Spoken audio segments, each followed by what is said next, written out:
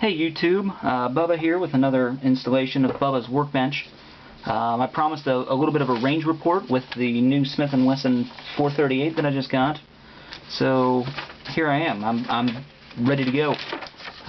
Just got back from the range, and this is my first target. About 5 yards, 5 shots, and you can see 1, 2, 3, 4, and 5.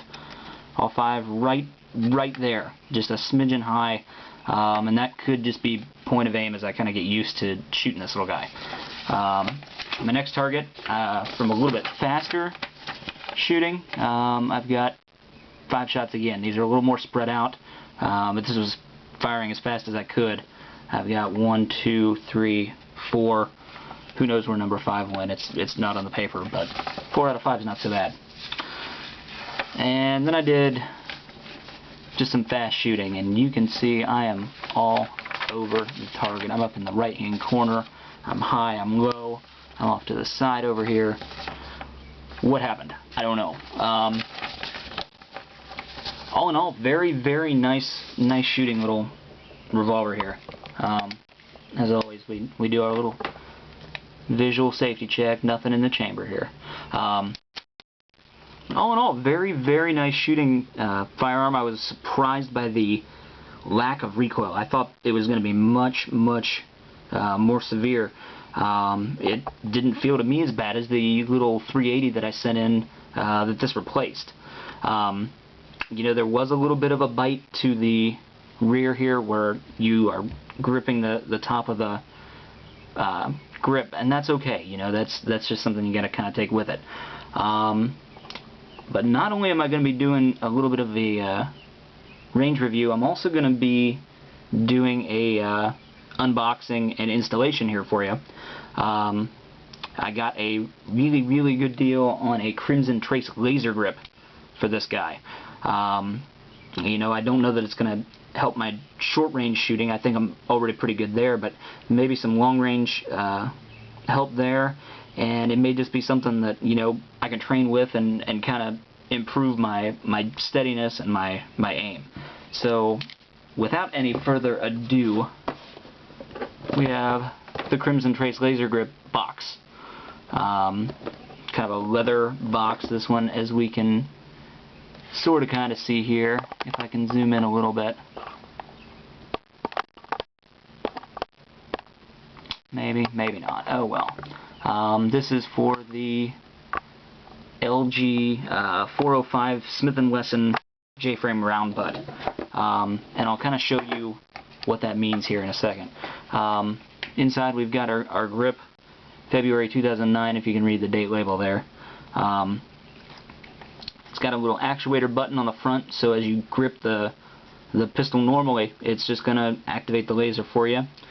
The laser is on the right hand side of the grip, so as I hold this in my dominant hand, there's the laser right over top of my trigger finger area.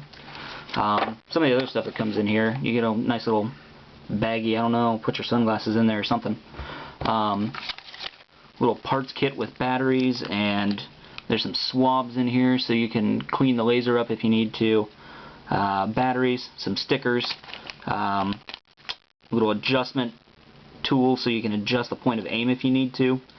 And down there at the bottom are the 2 little screws that we're going to attach this little guy to the firearm with. You get a nice little sticker to put on your toolbox or your car window or whatever you want to do. Registration card that you can fill out and send in the mail. I already did mine online, so I'm not so worried about that. And then our user manual.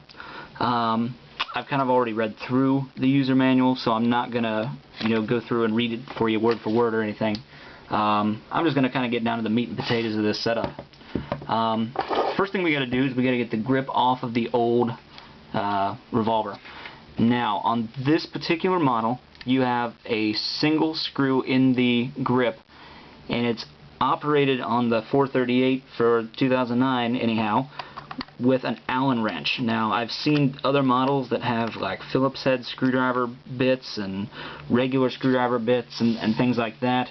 This one's an Allen wrench. I don't know what size Allen wrench it is because mine doesn't have a stamping on it, but I was able to dig through my drawer of tools and find something. it may be something you got to kind of look for if that's what you're dealing with. But the old grips come off very, very easily, and we'll set those aside. And now we've got our nice bare grip here. Now this would be a bear to shoot, so I'm not going to. The studs down at the very bottom here, you can kind of see sticking up above and below. Those have a matching indent in the bottom of the grip for the laser grip on both sides. So the easiest way to do this is to kind of fold it open and then kind of line up that little indent in the bottom. We can kind of show it from the side here maybe. And it just kind of snaps into place that way. Once you get it on one side, it's going to be real easy to fold the other side in and put it in. So that's all it takes to do that. The one thing you need to do, which I have forgotten before we got to that point, got to put the batteries in, because lasers don't work without batteries.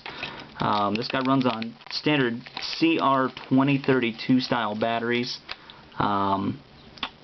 Matsuhima, I don't know. Not very good with foreign languages, but I'm just going to pop these out and stick them in here. And it tells me here which way it needs to go in. Load this side first. Let's see here. And it's got a negative sign there, so we'll go ahead and stick that in on both sides.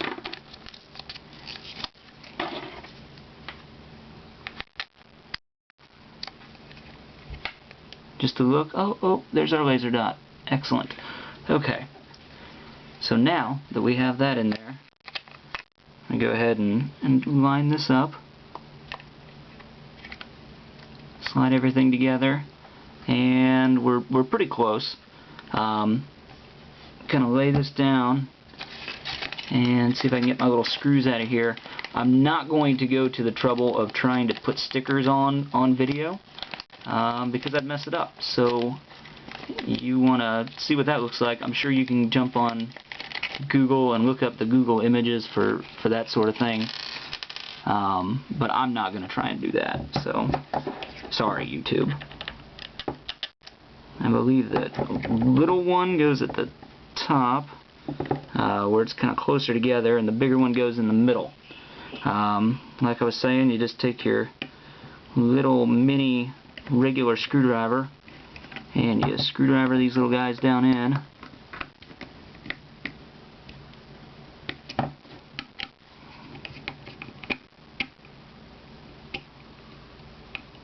and there we go, all done.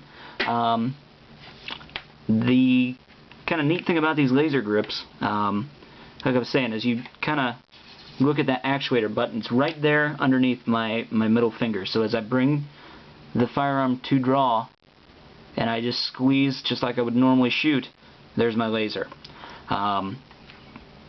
The grip that I'm using here, the LG 405, has the bottom of the butt of the frame exposed, and then it's got this air pocket up here, which should, as you shoot, give you a little bit better shot control, so it's not going to sting your hand so bad. You know, other than that, they're going to be very, very similar to the grips that were on there. You know, if I kind of hold it up next to each other there, they're about the same. They've both got a little bit of texturing. This one doesn't have quite the ridge in the middle for your, you know, finger separation, but you know what, I don't think that's going to be a big deal for most folks. That's pretty much all I got from there, guys. I'll be taking it out to the range and trying it out again to see how it works out with that on there. I don't anticipate any problems or anything, but if I have them, I'll let you know. So I think that's about got us for today, guys.